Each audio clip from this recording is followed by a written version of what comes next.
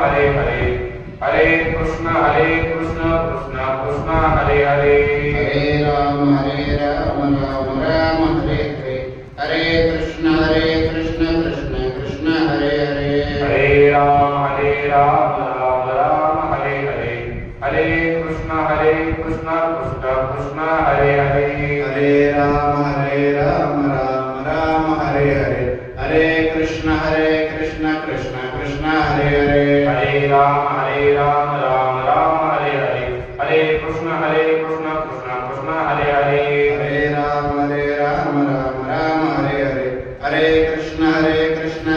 कृष्ण हरे हरे हरे राम राम हरे हरे हरे कृष्ण कृष्ण कृष्ण हरे हरे हरे राम राम हरे हरे हरे कृष्ण कृष्ण कृष्ण हरे हरे हरे राम राम हरे हरे हरे कृष्ण कृष्ण हरे हरे हरे राम राम राम हरे हरे हरे कृष्ण कृष्ण कृष्ण हरे हरे हरे राम राम हरे हरे हरे कृष्ण कृष्ण हरे हरे हरे राम राम हरे हरे हरे कृष्ण कृष्ण हरे हरे हरे राम राम हरे हरे हरे कृष्ण कृष्ण हरे हरे हरे राम राम हरे हरे हरे कृष्ण कृष्ण हरे हरे कुंडली कोदर श्री ज्ञानदेव पंढरीनाथ भगवान की जय स्वामी ज्ञानेश्वर महाराज की जय जगद्गुरु तुकाराम महाराज की जय बाबा महाराज की जय महाराज बुवा की जय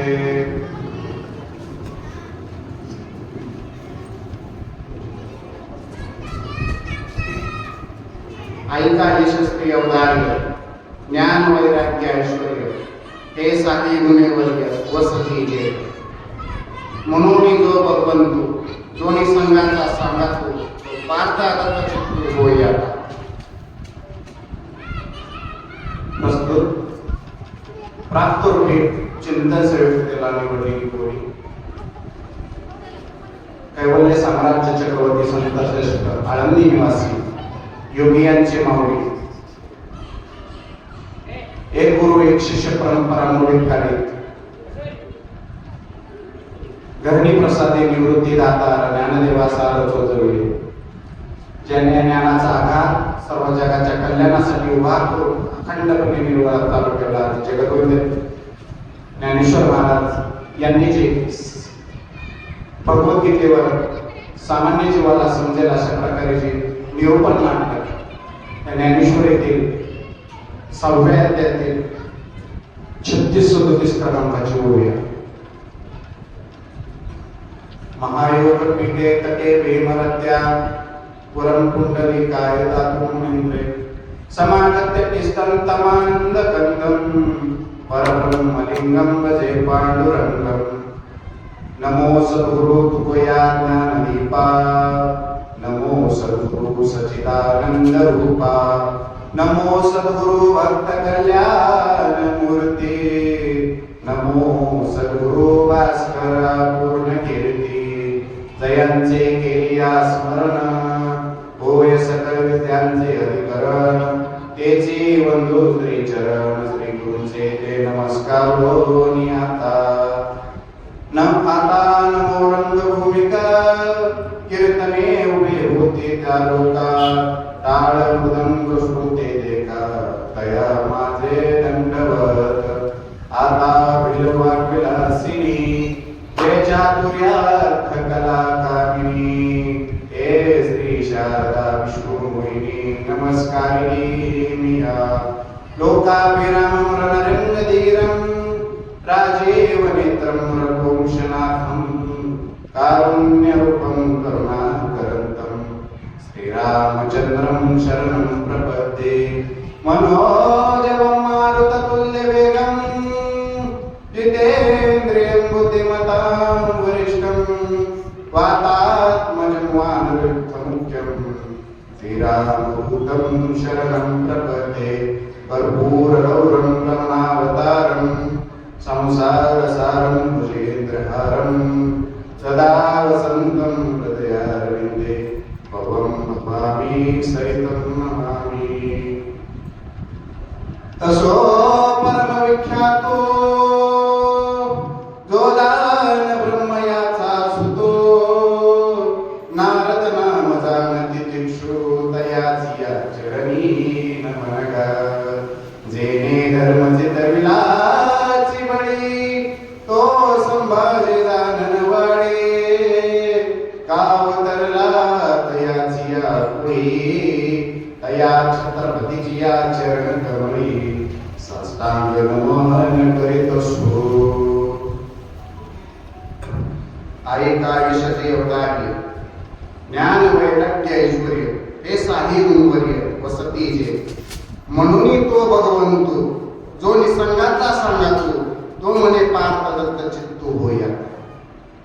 प्रस्तुत प्रवचनाला सुरुवात करण्यापूर्वी थोडासा प्रयार म्हणजे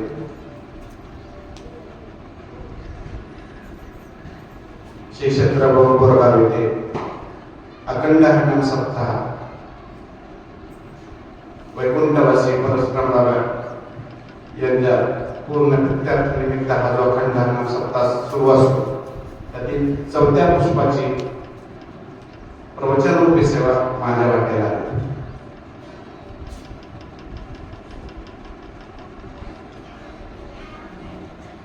जी ओवी निवडलेली ज्ञानेश्वर महाराजांची या ओवीमध्ये ज्ञानेश्वर महाराज ज्ञानी माणसाच्या अंगी वैराग्य कसं प्राप्त होतं, तो ऐश्वर्य संपन्न कसा असतो,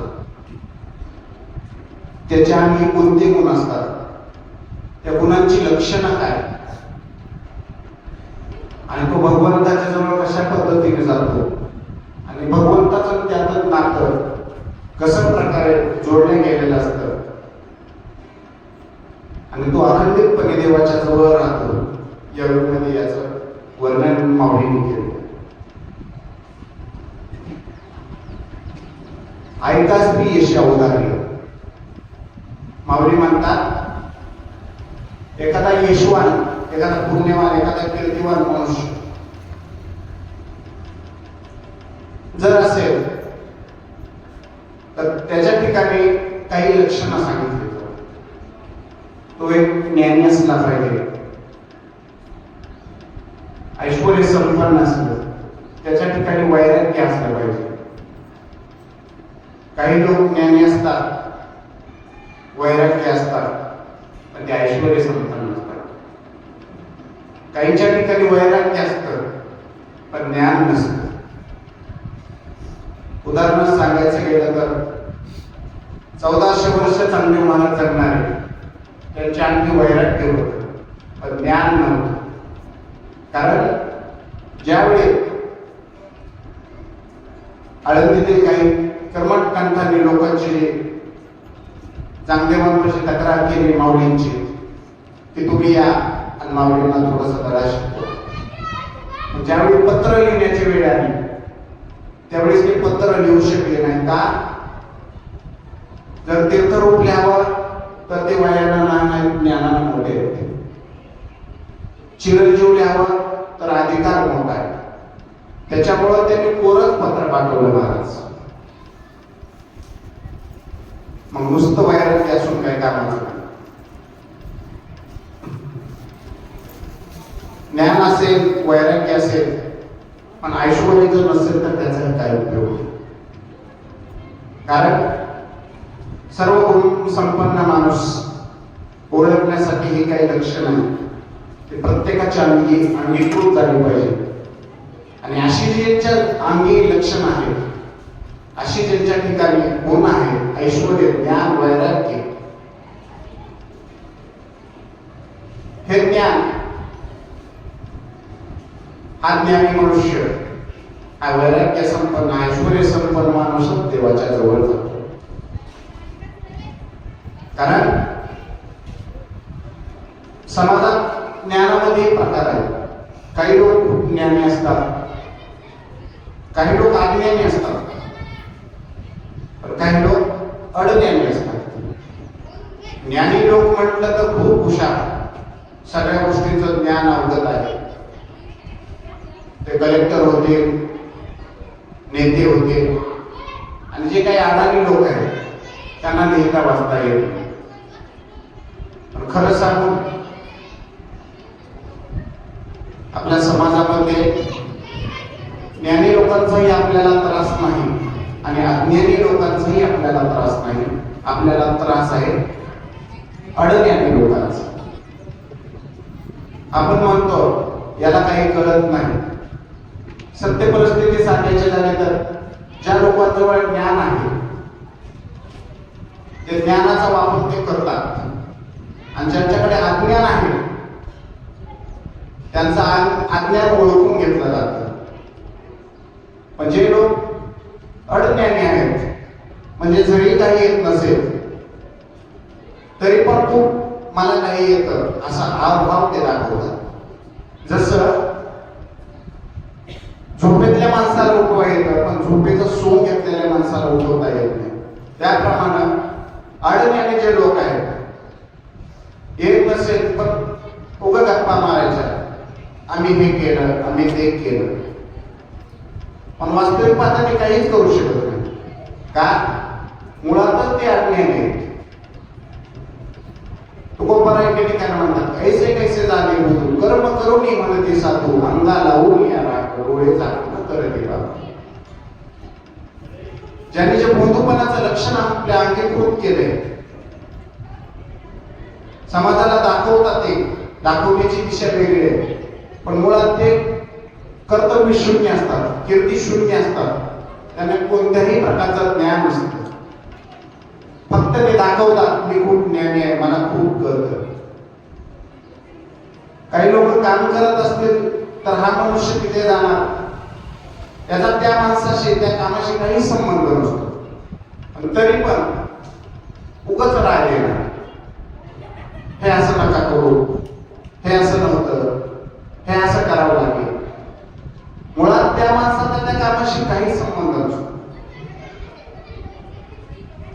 ना कुठलं देणं ना घेणं, फक्त उगं जायचं, फक्त हा म्हणायचा की मला खूप कळतं, मला याच्यात ज्ञान आहे. तर ह्या अज्ञानी लोकांपासून आपल्या जीवनात आपल्याला काहीतरी देवाच्या जवळ जायचं असेल तर ह्या अज्ञानी लोकांच्या पासून आपण सावध राहिलं पाहिजे. आणि ज्ञान वैराग्य ऐश्वर्य जर आपल्याला विकृत करायचं असेल तर पहिल्यांदा काम, क्रोध आणि लोभ यांचा अंगीकार आपण केला नाही पाहिजे. कारण सगळ्यात जास्त मनुष्याला स्तररूढ व्हायचं असेल तर पहिल्यांदा आपल्या इंद्रियावर नियंत्रण ठेवलं पाहिजे. कारण जर आपले इंद्रिय आपल्या ताब्यात राहत असतील तर आपण कुठलीही योग साधन असेल, कुठलीही भक्ती असेल, कुठलाही भाव असेल, कारण देव हा भावाचा भुकेला आहे. पण देवाच्या जवळ भाव रूपानं जायचं असेल तर पहिल्यांदा आपल्या इंद्रियावर, इंद्रिय म्हणजे काय? हात, पाय, कान, डोळा. कारण देवानं जन्म घातला, नुसतं जन्माला आलं आणि मृत्यू पावलं तर आपल्या जीवनाचं काहीच नाही. लाखो लोक जन्म घेतात, लाखो लोक मरतात, पण आपण जन्माला आल्यानंतर आपलं कुठेतरी नाव राहिलं पाहिजे. जन्माला आलं आणि मृत्युमुखी पडलं त्याचा काय उपयोग नाही. आज 500 कोटी लोक आहेत, किती लोक जन्म घेतात, किती लोक मृत्युमुखी पडतात, पण कुठे ना कुठे ज्याप्रमाणे ज्ञानोबाला 700 वर्ष होऊन गेले, त्यांची कीर्ती ज्याप्रमाणे जिवंत आहे, तसंच माणसाचं आपण केलेल्या कामाचं काहीतरी निमित्त आपल्या मागे राहिलं पाहिजे. हा जो आपण सप्ताह रूपी मंडपामध्ये बसलो, हा जो सप्ताह ज्यांच्या निमित्त होतोय, असे वैकुंठवासी गुरुनानक परशुराम बाबा यांनी यांच्या जीवनामध्ये काहीतरी पुण्य कार्य केले आणि लाखोंचा शिष्य परिवार असा तयार केला. त्या कार्यासाठी आज आपण निर्वेदनपणे दरवर्षी हा अखंड हरिनाम सप्ताह साजरा करतो. कारण त्यांनी त्यांच्या जीवनामध्ये फक्त साधना केली आणि कुठल्याही भावाचं कुठल्याही देवाचं जर आपल्याला नामस्मरण करायचं असेल तर आपण काहीतरी त्यांना दिल्याशिवाय आपल्या जीवनाचा प्राप्त होतो. आधी कोणाला तरी द्यावं लागतं. देवाला सगळ्या घेसी तेव्हा देसी ऐसा अससी तू उदार. देवाला जर आपण काही दिलं तर देव आपल्याला निश्चित काहीतरी देतो. काहीतरी देतो म्हणण्यापेक्षा आपल्या जीवनाचं निश्चित कल्याण करतो. कारण देव चतुर आहे. देव वाट बघतो. हा काय देतोय का, ह्याची साधना काय, हा कितपत योग्य आहे. कारण ज्याप्रमाणे एखादा मूर्तिकार सुरुवातीच्या काळामध्ये दगडाची जर मूर्ती बनवायची असेल तर दगड हा पारखून घेतला पाहिजे. तसंच भगवंत एखादी भक्ताची परीक्षा घ्यायची असेल तर भक्त पारखून घेतला जातो. आपण पकवान वाजवतो, मृदंग वाजवतो. जर मृदुंगला कुणीक लावली तर मृदुंग सुरामध्ये वाजतो. कारण मृदुंग वाजवताना देखील जर त्याला जर कणकेची अपेक्षा असेल तर तुम्ही आम्ही जीव सजीव आहात, देव सजीव आहे, सगळ्या जगाचा मालक आहे, त्यालाही आपल्याकडून काहीतरी अपेक्षा असेल. आणि देवाला काय आवडतं? देवाला भाव आवडतो, देवाला भक्ती आवडते. आणि जसा भाव तसा देव. दृष्टांत सांगायचा झाला तर एका रेल्वे स्थानकावर एक मुलगा छोटासा पेपर वाटत होता. पेपर वाटत असताना तो मुलगा प्रत्येकाला 20 पैसे, पूर्वीच्या काही पैसे राहायचे, 20 पैसे, 10 पैसे, 25 पैसे, 50 पैसे, 1 रुपया, तर 20 पैशाचा, 50 पैशाचा अशा पेपराची किंमत होती. मुलगा एक पेपर वाटत होता. एक सर्वग्रस्त आहे आणि त्याने तो पेपर घेतला आणि गाडीमध्ये बसला. 20 पैशाला पेपर होता. त्याची मूळ किंमत 50 पैसे होती, पण त्याने 20 रुपये घेतले आणि तो गाडीमध्ये बसला. गाडीत बसल्याबरोबर तो हसायला लागला. शेजारचे जे काही लोक बसले होते प्रवासी, ते म्हणून लागले, बाबा का हसताय? त्यानं सांगितलं, मी फसवलं म्हणे याला. मी आजचा पेपर फक्त 20 पैशामध्ये दिला. त्याची मूळ किंमत 50 पैसे होती, 30 पैसे मला फायदा झाला. लोकांना वाटलं, अरे काय माणूस दुसऱ्यांना फसवतोय, काहीतरी वाटलं पाहिजे. शेवटी छोटासा मूल आहे, ते पेपर वाटते, त्याचा काही उदरनिर्वाह भागवण्यासाठी तो काहीतरी करत असतो. थोडस 1-2 किलोमीटर गाडी गेल्यावर परत तो मनुष्य हसू लागला. लोक पुन्हा म्हणाले, बहुतेक बाबांना येड लागले वाटते. मग पुन्हा विचारलं, का बाबा हसताय? बाबांनी सांगितलं, मी 50 पैशाचा पेपर म्हणून 20 पैशाला घेतला. पण पेपर काल आजचा नसून कालचा. मी सांगतोय कशासाठी? जसा भाव तसा दे. कारण पेपरची मूळ किंमत 50 पैसे होती, तो आजचा पेपर होता. पण 20 पैशाला विकत घेतला, तो कालचा पेपर होता. त्याचप्रमाणे आपण देवाच्या जवळ, आपण किती अंगीकृत भावाने देवाच्या जवळ जातोय, त्याच भावावर आपल्या जीवनाचं सार अवलंबून असतं. विनाकारण देव कोणालाही जवळ करतो. त्याच्यासाठी आपलं पहिल्यांदा आपल्या इंद्रियावर कंट्रोल असतं. एखादा मनुष्य 14 दिवस सकाळी उठल्यापासून जेवण तयार झालं तरी जेवत नाही. पण ज्या दिवशी एकादशी असते त्या दिवशी त्याला जेवणाची खूप लवकर इच्छा होते. का? तर आपल्या इंद्रियावर आपलं कंट्रोल. मन मानायलाच तयार होत नाही महाराज. एखादा मनुष्य त्याचं एका मार्केटमध्ये दुकान होतं. गेली 40 वर्ष तो दुकानामध्ये जायचा, दुकान उघडायचा. ज्या रस्त्याने तो जात होता त्या रस्त्याच्या कडेला एक दारूचं दुकान आणि तो रोज जायचा. त्याचा नित्य नियम होता, सकाळी जायचा, दुकान उघडायचा, दिवसभर दुकानातलं जे काही काम असेल तो करायचा, घेताना हातात थोडीशी दारू घ्यायचं आणि घरी घेऊन यायचं. त्याला रोजची सवय लागलेली महाराज. गेली 40 वर्ष त्याचा नित्य केलं. सकाळी उठणे, सगळं घरचं काम करणे, दुकानात जाणे, दुकान उघडणे, दिवसभर काम करणे, संध्याकाळी येणे आणि घरी येणे. एके दिवशी असं झालं, लॉकडाऊनचा काळ पडला आणि दुकान बंद झाली. तो माणूस हवालदिल झाला, बेचैन झाला. का? तर मनावर कंट्रोल नाही. सकाळी गेला, दुकान उघडल्यापासून जाताना दुकानाकडे बघितलं, जाताना दुकान बंद होतं. मन मग तयार होत नाही, आज दुकान बंद आहे, भेटणार नाही. पण इंद्रिय जे आहे, जे तोंड, जी सवय लागली होती त्याला रोज थोडीशी घेण्याची, ती कुठे गप्प बसू दे. काम करतोय, कामात लक्ष लावा. सतत दुकान जाताना तरी उघडतं का नाही, दुकान जाताना तरी उघडतं का नाही, लक्षात नाही ना महाराज. कारण एकदा माणसाला सवय लागून गेली, ती सवय सहजासहजी मोडत नाही. सवय मोडण्यासाठी माऊली म्हणतात, काम, क्रोध, लोभ, या 3 गोष्टी ज्या आहेत त्यांचा स्वीकारच कधी होऊ देऊ नका. म्हणजे त्या गोष्टी आपल्या अंतःकरणामध्ये कधीच येऊ देऊ नका.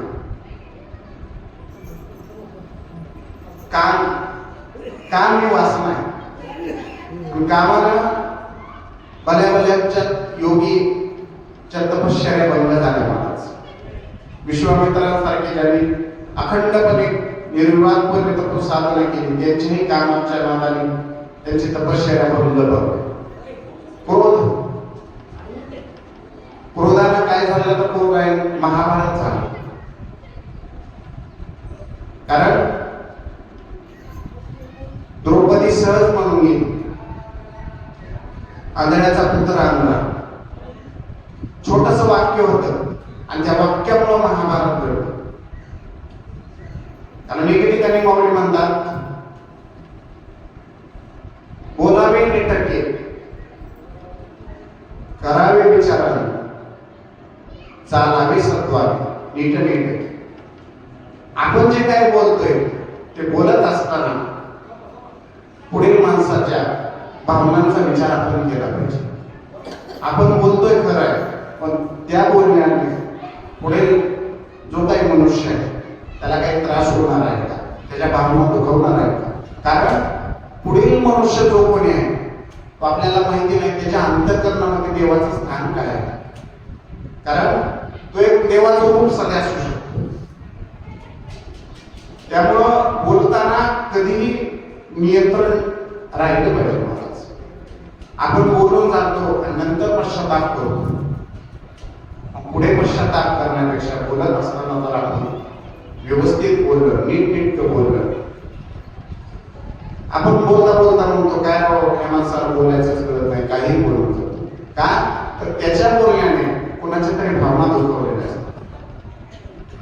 दुसरं, जर कोणी काही चांगलं सांगत असेल तर ते ऐकलं पाहिजे. कारण एखादा लहानातला लहान मनुष्य एखादी खूप मोठीतली मोठी गोष्ट आपल्याला सांगून जातो, त्याचा आपल्या जीवनात निश्चितच फायदा होतो. कारण जे काही माणसं असतात ते त्यांच्या अनुभवानं मोठे झालेले असतात.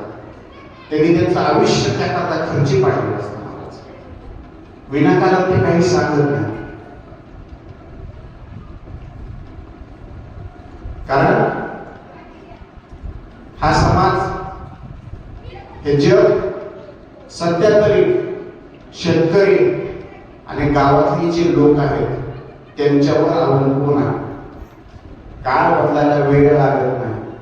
काळानुसार आपण बदललं पाहिजे, पण एवढं पण काळानुसार आपण बदललं नाही पाहिजे की आपली जी संस्कृती, जी आपली काय पुरातनता आहे, जे काय आपला धर्म आहे तो आपण सोडला नाही पाहिजे. लोकांनी पैसा कमवण्याच्या नादात गावच्या गावं सोडली, पण लॉकडाऊनच्या काळामध्ये तेच शहरातले लोक गावाच्या दिशेने घोड्याच्या घोडेही उडाले. त्या काळामध्ये लोकांना समजलं गाव किती महत्वाचं असतं, गावातील शेती किती महत्वाची. आणि आज आजच्या परिस्थितीनुसार जे लोक गॅस करत होते, शेगडी पेटवायची नाही, चूल पेटवायची नाही, फक्त एक 8 दिवस झालं इस्रायलचं इराणचं युद्ध चालू आहे, गॅसची थोडीशी टंचाई सुरू झाली तर तेच लोक, त्याच महिला मंडळ रोज चुलीवर स्वयंपाक करतात. ही वस्तुस्थिती आहे. सांगण्याचं तात्पर्य एवढंच आहे, आपण जीवनात जगत असताना आपल्या ज्या मूलभूत क्रिया आहेत त्या आपण काळानुसार बदलत चाललोय. काळानुसार बदललं पण पाहिजे, पण एवढं पण बदलू नका की आपण आपल्या कार्यापासून, आपल्या तत्वानुसार आपण देवाच्या खूप लांब गेलो नाही पाहिजे. वस्तुस्थिती आहे. कारण देव आपल्या अंतःकरणाचा भाव ओळखतो. जसा भाव तसा देव. सांगायचं झालं तर एका गावामध्ये एक शिक्षक होते, एक कुटुंब होतं, शिक्षकांनी त्यांची मंडळी, आणि गावामध्ये एक घरजोग्या होता. घरजोग्याचं काय काम असतं, एखादं घर दिसलं घरी जाणे, थोडस मागणी खाणे, तिथंच बसणे. मग एखादं शिक्षक शाळेतून येत असताना त्या मास्तरांनी विचारलं, काय करतो आजकाल जेवणासाठी तुला नाही? त्यांना उत्तर दिलं, आज कुठे जेवणाची सोय झाली नाही, थोडस जेवायला भेटलं तर चांगलं. मग त्या गरजोग्यानं मास्तर बोलले, चला घरी गेले. त्यांच्या मंडळीला सांगितलं, गरजोग्याला त्याला थोडस जेवायला, आपणच इथं जेवण करू. ते दोघं जण नुसते जेवण केले आणि तो गरजोग्या निघून गेला. मग गरजोग्याचं एक लक्षात आलं की रोज आता हे ज्यावेळेस शिक्षक त्या टाइमला येतात शाळा सुटल्यानंतर, त्या टाइमला तो गरजोग्या बरोबर त्यांच्या इथं बसायचा. नजराला नंतर भेटायचे, शिक्षक म्हणायचे जेवण केलं का, तो म्हणायचा नाही जेवण केलं. असं नियमित त्यांचा कार्यक्रम सुरू झाला. शाळा सुटायच्या टायमाला तो गरजोग्याचा घरी जायचा, जेवण करायचं. असे बरेच दिवस झाले. कारण एखादा पाहुणा एखाद्या गावी गेला असेल, दुसऱ्याच्या घरी गेला असेल, तर पाहुण्याला फक्त 2 ते 3 दिवस राहिले पाहिजे, खूप दिवस तिथं राहिले नाही पाहिजे. का? आपली संस्कृती आहे, अतिथी देवो. पण अतिथीने एखाद्याच्या इतकं पण राहू नये की अतिथीची फजिती होईल. त्यानुसार ते घरातील ज्या काही महिला होत्या, मास्तरांच्या पत्नी, त्या कंटाळल्या. म्हणजे रोजच येत आहेत, एखादा दिवस ठीक आहे, रोज येणं योग्य नाही, मला पण हाताला कंटाळा येतो, रोज स्वयंपाक करतो. मग मास्तर जे होते ते खूप चतुर होते, त्याने युक्ती केली आणि सांगितलं, आपण उद्या एक नाटक करायचं. ज्या टाइमला गरजोग्या आला त्या टाइमला मी तुला सांगितलं जेवणासाठी ताट वाढायचं.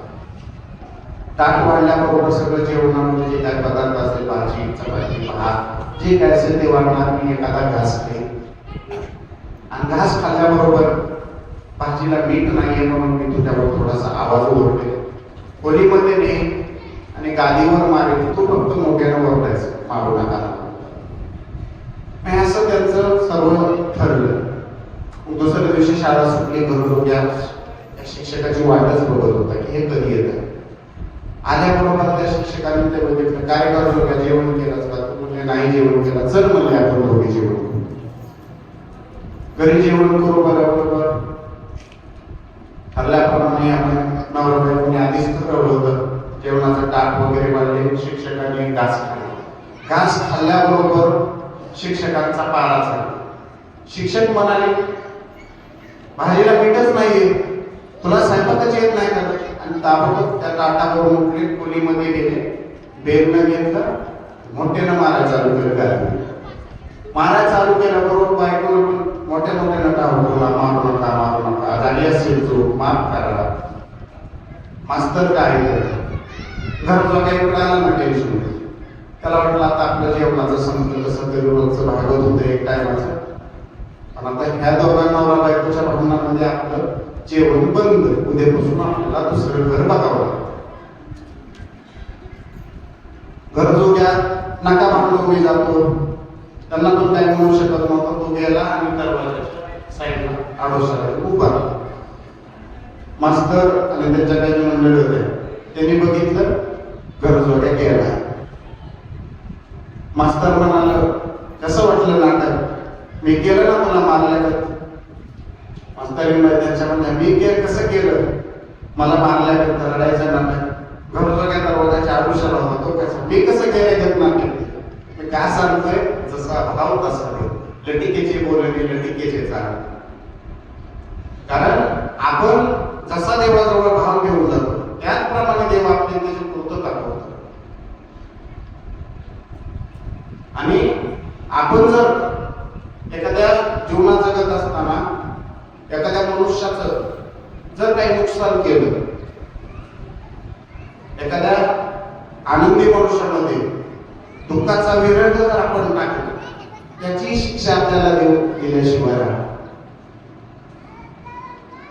कारण देव आपण जे काही पुण्य करतो जीवनात त्या पुण्याचं फळ आपल्याला निश्चित भेटतं. जे काही पाप करतो त्या पापाचं फळही आपल्याला भेटतं. त्याच्यामुळं आपण काम क्रोध लोभ पण कामाबद्दल बोललो, मोठे मोठे तपश्चर्या बंद झाल्या. आपण क्रोधामुळे बोललो, क्रोधावर रागावर कंट्रोल ठेवला नाही, नियंत्रण ठेवलं नसल्यामुळे महाभारत घडलं. तसंच लोभ जर जास्त ठेवला तर त्याचं आपल्याला काहीच भेटत. कारण आपल्या नशिबी जेवढं आहे तेवढंच आपल्याला भेटतं, ना अधिक भेटतं ना कमी भेटतं. पण त्याची ती योग्य वेळ आपल्याला यावी लागते. एखाद्याचं आखरी जर आपण खाल्लं तर ते आपल्याला पचत नाही. पूर्वीच्या काळी काय करायचं की ह्या गावातून त्या गावी, त्या गावातून त्या गावी असे माळव काय असेल, गाडगी असते, कुंभार एखादा माळी असेल, तो भाजीपाला घ्यायचा पण दुसऱ्या गावामध्ये जाऊन विकायचा. तर मग दोन महिला होत्या, कुंभारी मावशी आणि माळी मावशी. माळी मावशी काय करायचे, त्याच्या शेतामध्ये थोडंसं ठरवलं भाजीपाला वगैरे त्या करायच्या आणि डोक्यावर घेऊन जायच्या. आणि कुंभारी मावशीचे काय गाडगे वगैरे केले ते घ्यायच्या डोक्यावर द्यायचे. त्यांचा रोजचा नित्यक्रम दोघींनी जायचा. मग दोघींनी एके दिवशी विचार केला की आपण काय करू, रोज डोक्यावर नेण्यापेक्षा दोघींमध्ये एक उंट घेऊ आणि रोज त्या उंटावर आपण आपलं दळण भागू. म्हणजे हे झाली डोक्यावर यायचं की उंटावर वजन टाकलं, एक साईडला मेथी टाकायची आणि एका साईडला जे काही गाडगे मटके तयार केले ते टाकायचे. दोन्हीकडे समान बाजूला वजन टाकायचं, रोज चालू. एके दिवशी काय झालं, ज्या माडी मावशी होत्या त्यांच्या मेथीची भाजी होती. त्या मेथीच्या भाजीच्या शेजारी कुंभारी मावशी उभा पाठीमागे आणि ज्या ठिकाणी गाडगे होते त्या ठिकाणी माडी मावशी उभा. मग ते नित्यप्रेम चालू झाला गाडीत. ते उंट पुढं चालतोय, ते मागं चालताय. मग उंटानं थोडीशी मान पाठीमागे करायची, एक एक मेथीची पेंडीची आहे ती घ्यायची, खाऊ टाक. एक एक करता करता ज्या काही 10 पेंड्या होत्या, 10 जे काही डोकं होते त्यानं पार केलं. हे कुंभारी मावशीने बघितलं. कुंभारी मावशीच्या मनामध्ये लोभ आला की हिचं जर सगळं उंटानं खाल्लं तर हिला काही पैसे भेटायचे नाही, फक्त आपलाच धंदा होणार, आपल्याला 4 पैसे भेटतील. पण पुढं असं झालं, सगळ्या मेथीच्या पेंड्या उंटानं खाऊन टाकल्यामुळे एक साईडचं वजन कमी झालं. वजन कमी झाल्यामुळे ते गाडगे सगळे खाली आले आणि सगळेच गाडगे जमिनीवर पडले. एकही खापर त्यानं कुंभारी मावशीच्या हाताला लागलं. आणि मग कुंभारी मावशी म्हणजे माझी रणकी झाली, मला माहिती होतं कोणत्या भाषेत. सांगायचं तात्पर्य, आपण जर एखाद्याचं जीवनामध्ये काही जर त्याला विनाकारण त्रास देत असतो तर तो त्रास निश्चितच देव आपल्या कोणत्या ना कोणत्या कार्यामध्ये आपल्याला त्याला परतफेड करावी लागते. म्हणून अशी काही जे लोक आहेत, ज्ञान असेल, गुणवर्य ऐश्वर्य संपन्न असेल, त्यांच्या ठिकाणी ना काम राहतं, ना क्रोध राहतो, ना लोभ राहतो. 21 वर्षाचं आयुष्य ज्ञानोबारायांनी जगलं. त्यांनी ठरवलं असतं तर त्यांना कितीही दिवस जगता आलं असतं. पण का ते का जगले नाही? कारण त्यांना त्यांच्या जीवनाचं महत्व माहिती होतं ते ज्या सत्कार्यासाठी, ज्या कर्मासाठी त्यांचा जन्म अवतरित झाला होता, त्यांचं ते अवतार कार्य पूर्ण झालं आणि त्यांनी मग समाधी घेतली. पण आज आपण 95 वर्षाचे म्हातारे जरी झालं, त्याला चालता बोलता येत नसलं तरी पण त्याला जगण्याची इच्छा असते. कारण आपल्या जन्मावर नियंत्रण नाही, मनावर नियंत्रण नाही. मुलाचं लग्न होते, नातूचं लग्न होते, बंधूचं लग्न होते, पण जो जन्माला आलाय त्याला मृत्यू निश्चितच पावायचा. पण जन्माला आल्यापासून मृत्यूपर्यंतचा मधला जो कालावधी आहे त्याला आपण जीवन म्हणतो. आणि जीवनाचं काहीतरी आपल्या ध्येय असलं पाहिजे, काहीतरी संघर्ष असला पाहिजे, काहीतरी सत्ता असली पाहिजे. जे आपण छत्रपती शिवरायांचं, ज्यांच्यामुळे आज या मंडपामध्ये आपण कीर्तन, भजन, प्रवचन ऐकतो, ज्यांनी जो उठाव केला यवनांच्या विरोधात, हे कशाचे जीवन झालं तरी संस्कारांच्या जीवन. कारण पूर्वीचा काळ खूप खराब होता. सत्ता संघर्ष, धर्म संकटात आला होता आणि देव कोणत्या ना कोणत्या रूपामध्ये अवतरित होता आणि आपल्या धर्माचं रक्षण करतात. यदा यदा हि धर्मस्य ग्लानिर्भवति भारत अभ्युत्थानं धर्मस्य तदात्मानं सृजामि पवित्राणाय साधूनां विनाशाय च दुष्कृतां धर्म संस्थापनार्थाय संभवामि. जेव्हा जेव्हा या धर्मावर संकट येईल तेव्हा तेव्हा मी अवतरित होईल आणि या धर्माचं रक्षण करेन. काल परवा एका वृत्तपत्रामध्ये एक मुलाखत ऐकली. मुलाखत होती, गेल्या 25 वर्षांमध्ये एकही अपघात झाला नाही अशा ड्रायव्हर लोकांसाठी ती मुलाखत होती. पत्रकारांनी ड्रायव्हरला विचारलं, का ड्रायव्हर तुम्ही गेली 25 वर्ष झालं ड्रायव्हर करताय, वाहन चालवताय, तुमचा ऍक्सिडेंट झाला नाही? ते म्हणले नाही, 25 वर्षांमध्ये माझा एकही ऍक्सिडेंट झाला नाही. फक्त एकदा गाडी चालवताना होता, एका खड्ड्यात गेली आणि खड्ड्यात गेल्याबरोबर गाडी ती कुठली आणि थोडंसं मला मारलं, फक्त एवढेच. दुसरा एक ड्रायव्हर आला, त्यालाही तोच प्रश्न विचारला, का म्हणले तुम्ही 25 वर्षांमध्ये गाडी चालवताय, एकही अपघात नाही? तुम्हाला एकही अपघात नाही, पण चालता चालता ब्रेक फेल झाला आणि माझी गाडी झाला. असे बरेचसे प्रश्न विचारल्यानंतर एक ड्रायव्हर आला, त्या ड्रायव्हरला तोच प्रश्न विचारला, काय हो ड्रायव्हर सांगा, तुम्ही 25 वर्षांमध्ये एकही अपघात झाला नाही? त्या ड्रायव्हरला सांगितलं, माझा एकही अपघात झाला नाही. कारण का तर गेली 25 वर्ष झाली माझी गाडीची गॅरेजला लावली, मी आजपर्यंत बाहेरच काढली नाही. ज्यांच्या गाड्याच गॅरेजला त्याचा अपघातच होणार नाही. त्याप्रमाणे आपला जो परमार्थ, आपलं जे ज्ञान आपण कुठं ना कुठं वापरलं नाही, ज्ञानाची प्राप्तीच केली नाही, तर त्या ज्ञानाला आपल्या मेंदूला गंज चढल्याशिवाय राहणार नाही. कारण आपण काहीतरी घ्यायचं म्हटल्यानंतर सत्ता आला, संघर्ष आला, संकट आलं, कुणाला तरी लढण्याची क्षमता असली पाहिजे. देव कुणाच्याही मागे लागत नाही. देव ज्याच्यामध्ये कर्तृत्व आहे, ज्याच्यामुळे करण्याची साधन आहे, त्याच्यासाठी काय लागतं? असाध्य ते साध्य करिता असं आहे, असं कारण अभ्यास होतो. अशी काही जे लोक असतात ते निवडक लोक, त्यांचे जेव्हा मार्ग लागतो त्यांच्या कर्मी ते अवतार कार्य पूर्ण करून घेतो. तर छत्रपती शिवरायांच्या बाबतीत हाच विचार आला की छत्रपती शिवरायांना लहानपणीच त्यांच्या मासाहेबांनी जे काही संस्कार केले, त्या संस्काराच्या जीवावर त्यांनी स्वराज्य निर्माण केले. आज आपणही आपल्या लहान मुलांना संस्कार योग्य धडे दिले पाहिजे. ज्ञानेश्वरी, भगवद्गीता, रामायण, महाभारत याचे काही मोठ्या मोठ्या संतांनी आपल्यासाठी, आपण एका विशिष्ट जीवन जगत असताना, सत्कार्य कर्म करत असताना, देवाच्या जवळ जायचं असेल तर जे काही ग्रंथ उपलब्ध करून आपले ठेवले त्याचा कुठे ना कुठे आपण वापर केला पाहिजे, ते वाचलं पाहिजे. ज्ञानेश्वरी जन्म घेतल्यापासून मृत्यूपर्यंत सगळ्यात जास्त सार म्हणजे ज्ञानेश्वरी मध्ये.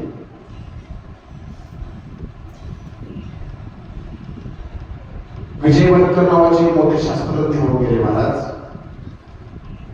त्यांनी राजीव गांधी पंतप्रधान असताना अमेरिकेनं आपल्याला कॉम्प्युटर दिला नव्हता. विजय वडकरांनी सांगितलं मी कॉम्प्युटर तयार करतो. ते शास्त्रज्ञ होते, त्यांनी दिल्लीला गेले.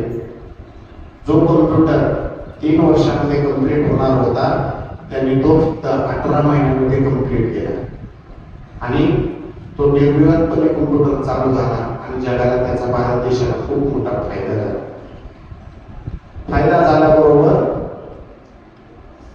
एके ठिकाणी सत्कार कार्यक्रम ठेवला असता त्यांना तेथील पत्रकार होते. त्या पत्रकाराने प्रश्न विचारला, हे तुम्ही जे कॉम्प्युटर तयार केलं हे कशाच्या जीवावर केलं, याच्या मागे साधन आहे, याच्या मागे कुणाचं महत्व, ते कशामध्ये झालं. त्याला विजय वडकरांनी खूप सुंदर उत्तर दिलं. मी ज्यावेळी कॉम्प्युटरची निर्मिती करायची ठरवली आणि दिल्लीला जात असताना आमच्या घरी ज्ञानेश्वरी होती. ज्ञानेश्वरी मी घेतली आणि त्या ज्ञानेश्वरीच्या रोज सकाळी कॉम्प्युटरला ते जे काय प्रॅक्टिकल करायचं होतं, जे काय पार्टात त्याचे तयार करायचे होते, ज्याचं जे संशोधन करायचं होतं ते संशोधन करण्यापूर्वी ज्ञानेश्वरी माझ्या डोळ्यासमोर यायची. मी त्या वेळ वाचायचो म्हणून मी हे साध्य करू शकतो. जर जगाला कॉम्प्युटर तयार करण्याची क्षमता ज्ञानेश्वरी देत असेल तर निश्चितच देव प्राप्त करण्याची क्षमता सगळ्यात माझे ज्ञानोबा काही नाही. आज पण त्याप्रमाणे त्या मार्गावर आपण चालत नाही. आज आपल्या 10-5 लोक खेडेगावाचं भाग्य आहे की एकाच घरातले 5-5, 6-6 पिढ्यानपिढ्या परमार्थ पुढे चालवत आहेत. पण काही समाज असा आहे की लोक नावं ठेवतात, अरे काय हा वडिलांनी तेच केलं, आपण टाळच कुठे बसतो. पण मी सांगेल तशा समाजकंटकांना आम्ही एकमेव वारकरी संप्रदाय, एकमेव मंदिर असं ठिकाण आहे जिथं पिता आणि पुत्र, बाप आणि मुलगा एकत्र येऊन वारकरी संप्रदायामध्ये भजन कीर्तन नामस्मरण पावलं ठेवतो.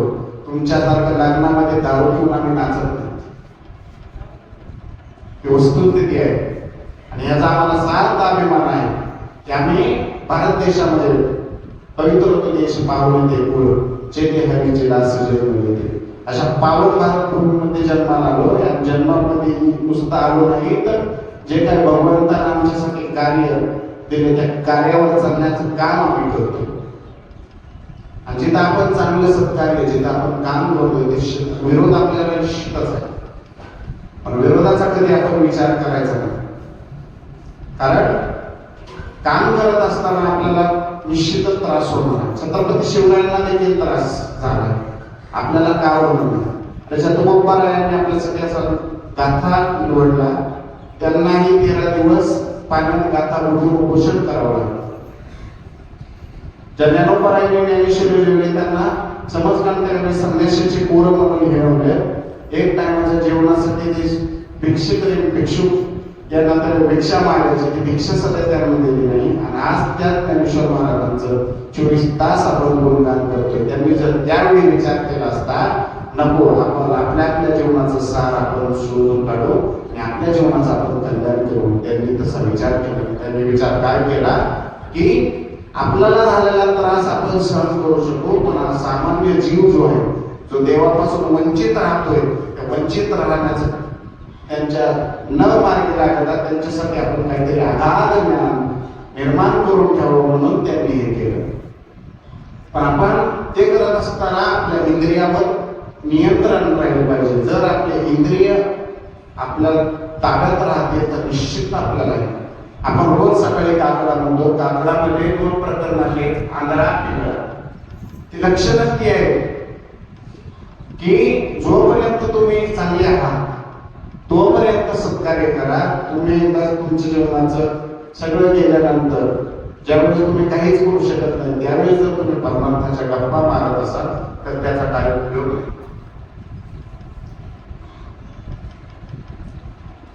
कारण हातपाय चालत असेल तोपर्यंत तीर्थयात्रा करून घ्यायची.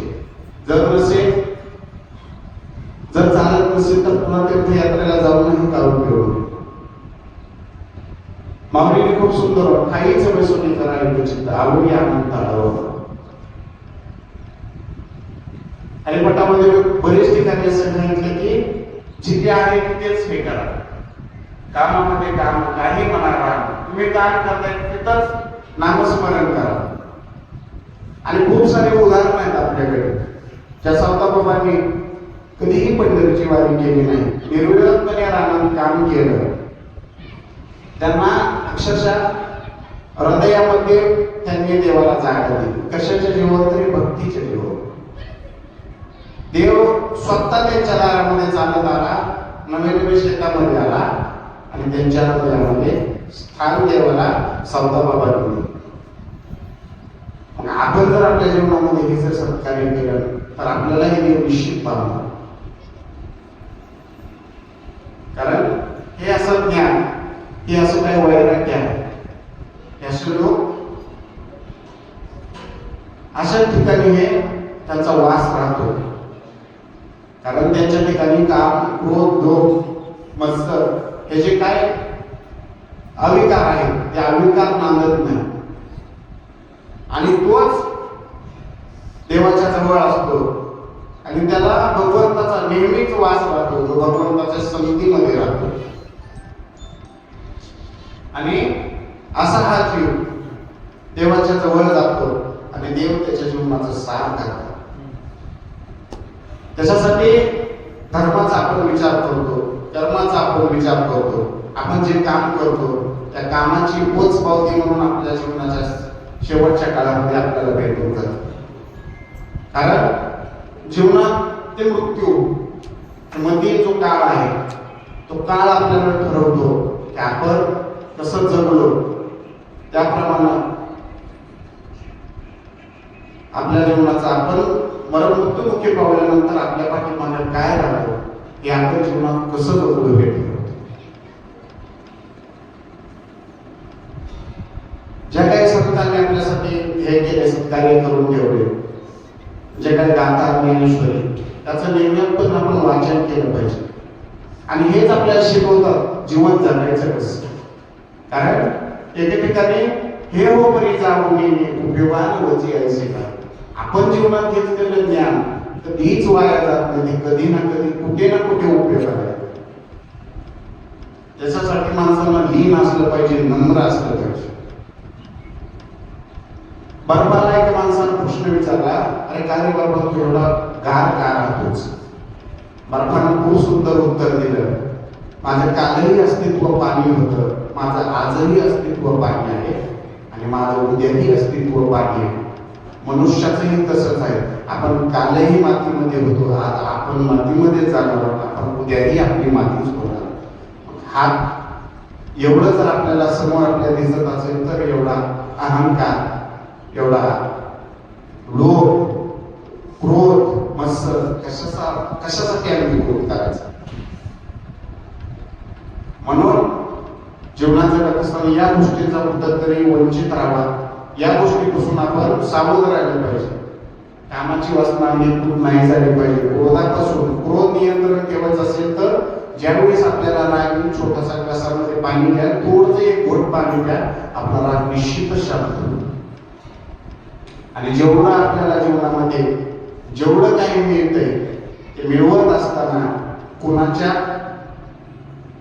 भावना दुखवल्या गेल्या पाहिजे. नवे नवे आपल्या प्रपंचामध्ये आपण पैसा कमवत असताना तर तीळ मात्र कोणाचा तळतळात नसला पाहिजे, याचाही आपण विचार केला पाहिजे. अशी जी काही लोक आहेत ते ज्ञानाची प्राप्ती करतात, ते वैराग्य असतात आणि ते ऐश्वर्य संपन्न देखील असतात. आणि अशी लोक निश्चितपणे त्यांना देवाचा सतत संगतीमध्ये राहतात, पण देवाचा त्यांना वास होतो. जाता जाता एवढंच सांगेल, सध्या छत्रपती शंभूराजांचा बलिदान मास आहे. ज्यावेळेस औरंगजेबाने त्यांना प्रश्न विचारला होता, धर्म सोडावा की प्राण, त्यावेळेस सांगितलं धर्म सोडणार नाही, माझा प्राण सोडेल.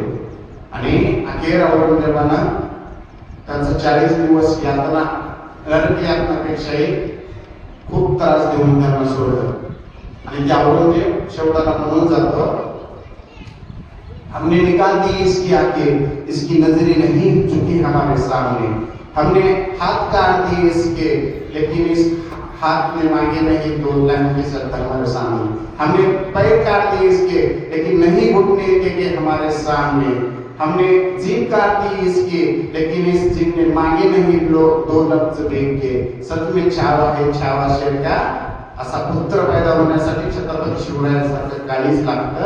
आणि तशाच पोटी असा रत्न जन्माला होतो की 40 वर्ष न काही यातना जरी भोगल्या तरी तो निर्वातपणे आज गेली 350 वर्ष झाले तरी छत्रपती शिवरायांनी शंभूराजांचा विचार करतो। देश धर्म परमिटने वाला शेर शिवा का छावाता, परम प्रताप महापराक्रमी एकही शंभूराजा था। त्याप्रमाणे त्यांच्या जीवनाचे संकट आले, निर्विवादपणे त्यांनी मृत्यूला स्वीकारला, धर्म सोडला नाही। त्याप्रमाणे आपण आपल्या जीवनामध्ये ज्याप्रमाणे ज्ञानोबा आहे, ज्याप्रमाणे तुकोबा आहे, सवतोबा विराटच्या याच्यानंतर छत्रपती शिवरायांचा आदर्श, छत्रपती शंभूराजांचा आदर्श आपण डोळ्यासमोर ठेवला पाहिजे। आणि जे काही आपल्या जीवनाचं सत्कार्य आहे, साधू संतांच्या संगतीमध्ये आपण राहू, देवाच्या जवळ राहू, जे काही आपल्याला ज्ञान, वैराग्याची प्राप्ती, ऐश्वर्याची प्राप्ती जेवढी काही करून घेता येत असेल ते घेत असताना काम, क्रोध, लोभ, लोभ, मत्सर यांचा तिरस्कार आपण केला पाहिजे। फक्त ज्ञानाची प्राप्ती, वैराग्य आणि ऐश्वर्य या तिन्ही गोष्टींचा सार केला। असे सार जे मनुष्य असतात ते जसे ज्याप्रमाणे देवाजवळ जातात त्याचप्रमाणे आपणही त्यांच्या मार्गाने देवाच्या जवळ जाण्याचा प्रयत्न करू। आणि